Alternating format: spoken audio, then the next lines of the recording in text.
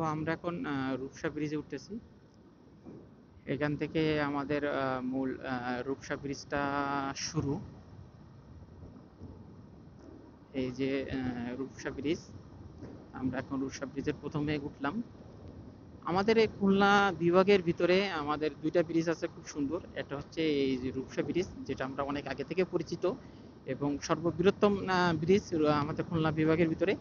এবং আরেকটা ব্রিজ আছে কালনা, যেটা হচ্ছে নড়াইলে অবস্থিত।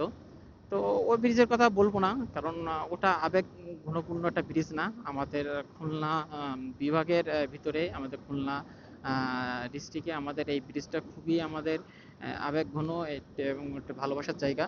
তো রাস্তার অপোজিট সাইডে আমাদের নদীর ধারে ঘেঁষে কিন্তু আমাদের একটা ট্রেন লাইন আছে। এবং এই সাইডে দেখলে আমাদের শত শত শত শত হচ্ছে ইয়ে দাঁড়ায় আছে, জাহাজ দাঁড়ায় আছে। তো আমাদের খুবই ভালোবাসা এবং কি বলবো যে আমাদের অনেক স্মৃতি কাটছে এই রূপসা ব্রিজে। আমি যখন খুলনা পড়াশোনা করতাম, বেশিরভাগ সময় যে আমরা বন্ধুরা মিলে এই ব্রিজের কাছাকাছি আসতাম। এবং আগে এতটা উন্নত ছিল না, যে আশপাশে দোকান ছিল না বা রাস্তার দুই ধারে কোনো দোকান ছিল না, মানে রাস্তার এবারে আর ওবারে। এখন বিকেলের টাইমে তো এখানে বসাই যায় না, অনেকগুলো ফুড স্টল হয়েছে, চা স্টল হয়েছে এবং অনেকগুলো আড্ডাখানা হয়েছে। তা মোটামুটি ব্রিজ একটা আমাদের খুব ভালোবাসার জায়গা কাজ করে।